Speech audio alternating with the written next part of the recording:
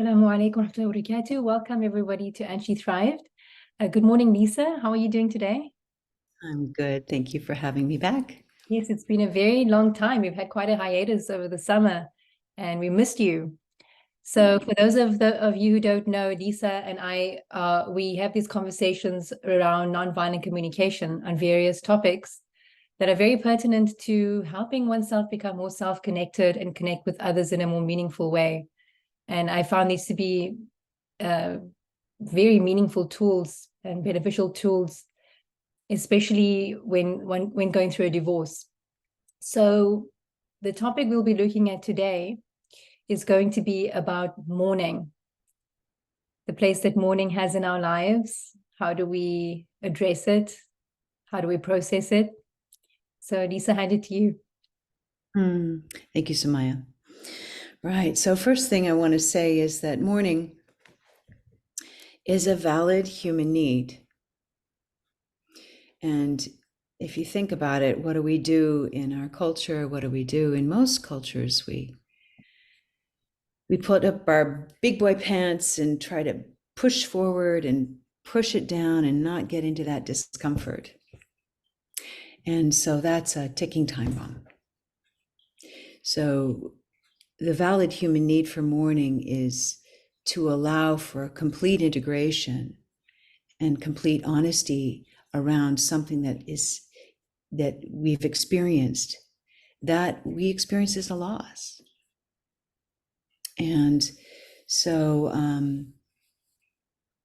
along with celebration and mourning, these things are often done in communities in many cultures. Like when we celebrate or when we mourn, these are something that allows us the experience of being seen and known and mattering when we're in community. And sometimes we're not in community. Sometimes it's important for us to have a process that we can turn to and find fully resource ourselves when we are experiencing sadness. So just for start, let me check in. Yes, and we do come from societies where uncomfortable emotions are not really welcome. You know, when someone asks, "How are you doing?" they expect to hear, "Oh, I'm fine." Mm-hmm. And so, as you say, there's a lot of suppression.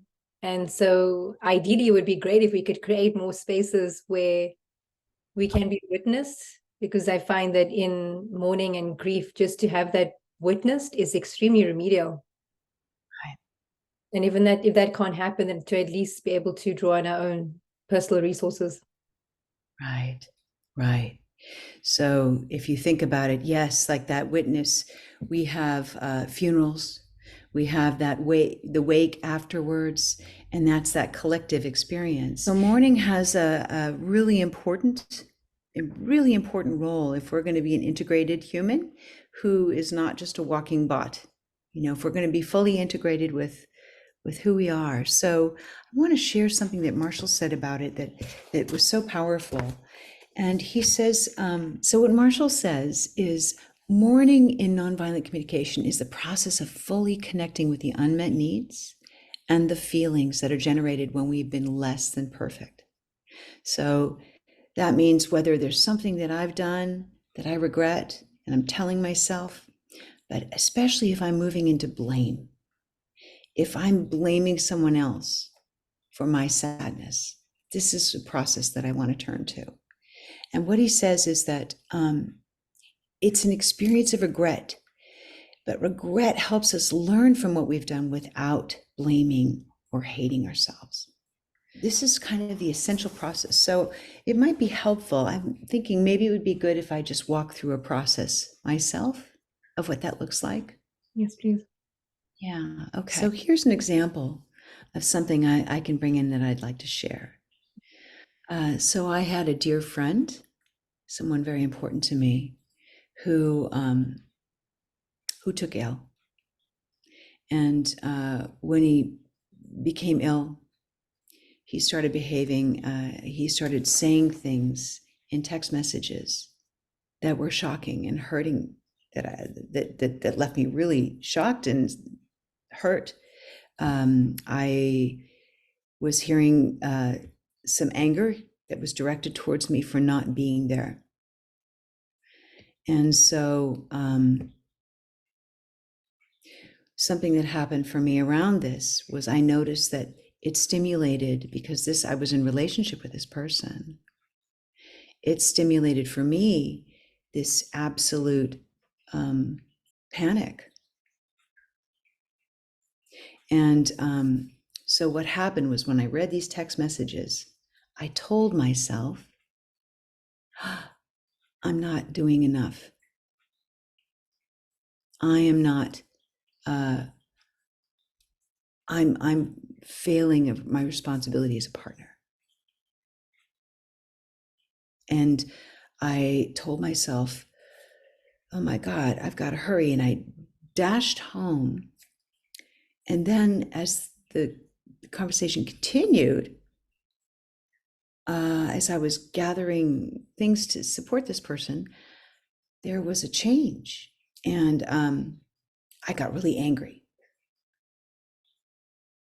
I got really angry because this person wanted me to buy spinach at this other store, and I was at a different store. And so suddenly, now I went into a blame and was very angry. When I came and brought these things to this person, I was met with a lot of anger. Between my two experiences of feeling very, very scared and not telling myself I'm not enough, to feeling like, who the heck are you to talk to me this way? I was met with some more words that just shut me down. And so I said, no, I'm not taking this. And I left. I said, I'm leaving. Now, what I knew was that I was creating a healthy boundary, but at the same time, if I'd been really fully honest, I would have stopped and said, hey, wait a minute. The way you're behaving is not working for me, and I know you're scared. If you continue to talk to me this way, I'm going to leave. But I didn't. So I left, and then everything changed. Then suddenly the story changed, and there was no interest in having any further connection with me from this person who mattered a lot to me. And I was confused and shocked. And so I had to really sit down and, what am I mourning here? I am so confused. So I recognized the feelings. The feelings were shock, anger, despair. But underneath that, that's where they're pointing. What matters to me? Well, here, if I jump back up, when I'm telling myself, oh, this person's this, and this, and this, I say, okay, when I tell myself that, I feel this, and I feel really angry, and, I get back, and it's like a little process, but I always want to go back down into the needs, where the needs are. What do I need? I need respect and consideration. I need acknowledgement. Oh, and then I suddenly really got deeper. Under that, there's a level of needs. Oh, I need trust. Oh, I need to trust that I can always be who I want to be. And under that, there's another need. There's a need for just openness and understanding. These things matter so much to me. And that openness and that curiosity and understanding, these needs were not being met in this situation. So it takes me out of blame and brings me to the beautiful needs. And when I bring my attention to those needs, openness and understanding, consideration. Now I can get out of the storytelling I have about me being wrong or this person being wrong and really access what matters in this situation, which are that I live and meet those needs. Those are beautiful qualities, and I want to have those in my life. And if they're not going to be met in this relationship, I can mourn that loss. And so how do you mourn the loss? How do you mourn? Yeah. So how I mourn is I come back to those needs. First of all, when the grief is coming, I get very clear. What am I telling myself? How do I feel when I hear myself saying that? If I'm in blame, blaming myself, blaming the other, it's going to keep me kind of in this stuck loop until I get down to what the needs are. So I get really clear on what it is I feel and what needs I was trying to meet and what needs are unmet. So for me, the clarity comes from seeing that I have these unmet needs for trust and connection with this person. But the needs I was trying to meet were safety and dignity. And I can mourn that I didn't have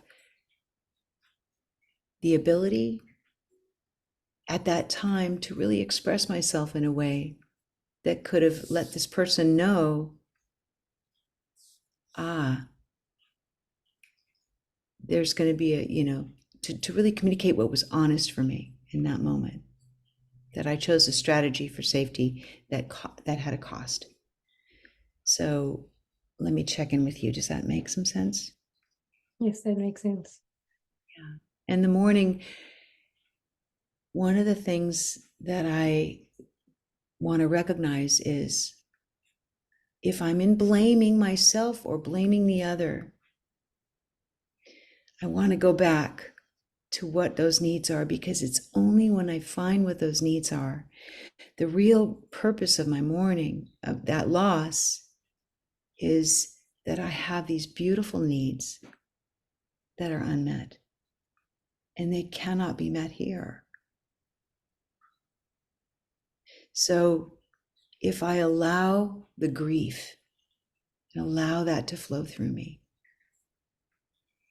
it will take me into to healing space. In fact, like what Marshall says is, when our consciousness is focused on what we need, we are naturally stimulated towards creative possibilities for how to get that need met.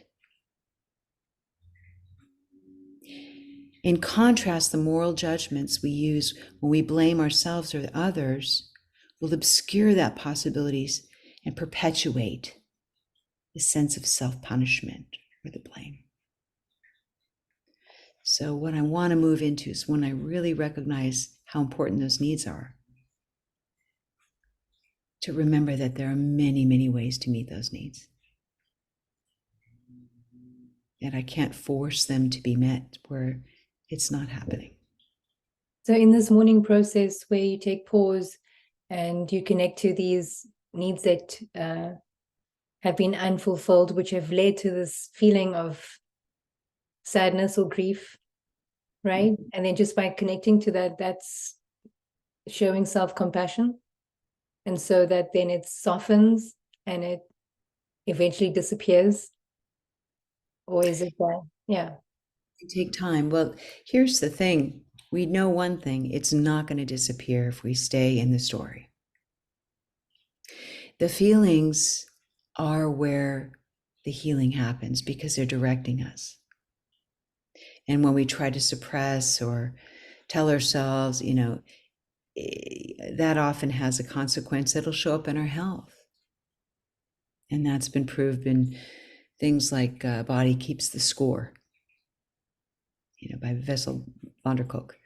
And so the goal is to allow the feelings to move And to keep see if I remember where my attention goes, my energy flows, I can keep my attention on the need rather than on the story.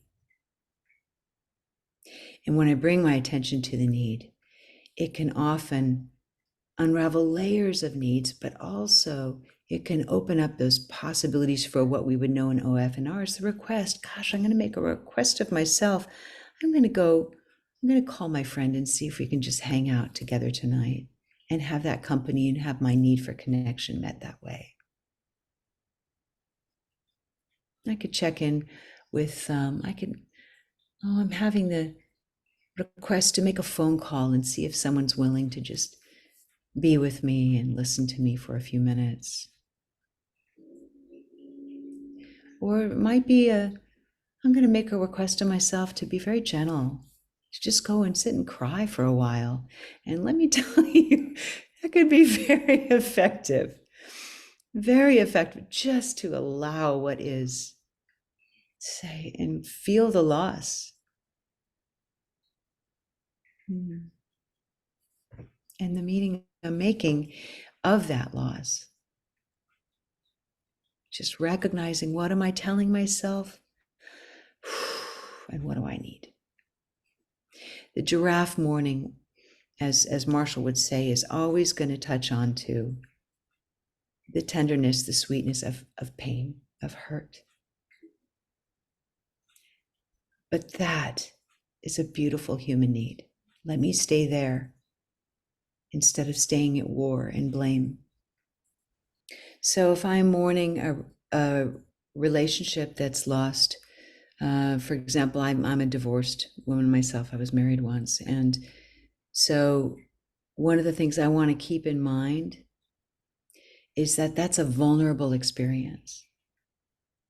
And if I am in my narrow anger thinking, I just want to remember to hit pause, because that will perpetuate the conflict. And what I want to do is hold myself tenderly and find those safe places, those safe people where I can experience empathy, being seen and known without judgment. So I might call a friend and say, oh, this situation left me so frustrated. Are you willing to listen and just be with me? I don't need any suggestion or advice. Because it's, Marshall didn't say this, but I have heard it said by other people who talk about grief, is that grief can heal when it's witnessed, when we have that experience of being witnessed in our experience, in our pain. So, so it goes back to that, culturally, celebrations and mournings are done in community for that reason. We don't have anything after a divorce. How painful. We're expected to go man up and go to, maybe go to therapy if we're smart or whatever. But the truth is there's a loss there. And I want to ask myself, what needs matter to me? What is so beautiful that it couldn't be met there? What beautiful thing am I holding for myself that I want to keep my heart open to finding in other ways? And one thing that I think is really, really good to remember is that depression is normally a sign of a lack of mourning. That it's been said that, and I want to say, I think it was Marshall that said it, that depression happens when we don't mourn. So allowing the mourning and allowing that to move through, it's just like I said in earlier podcasts, each need is its own ball of energy, and it's trying to express itself through us. So even when it's something uncomfortable, like mourning, when we allow it to express, it's like the river flowing. We're not damming it up. Yes, that's what you mentioned, I think, previously, that when by going through the mourning process, the energy of it changes and it transforms into something else, correct? It chants. It's coming into that need and recognizing, if, let's say, if connection matters to me, and I'm going to mourn that loss of not having the connection met here, what can I ask of myself to find those needs for connection and really get that kind of honest, like, oh, there are certain people I feel a real loving connection with. Let me check and see if I can reach out to them. It's making those requests. See, it's the movement, making the request, that final step is the action, the compassionate action that we take when we've identified the need, that helps us move into a new place. So that's a good thing to know. Even if I've just laid on the bed for an hour and had a massive cry, I might say, wow, what request can I make of myself right now? Hot bubble bath with my favorite songs. So that I can move into a compassionate response in action. Meet that need. Thank you so much. You're so welcome. I hope that helps. Yeah.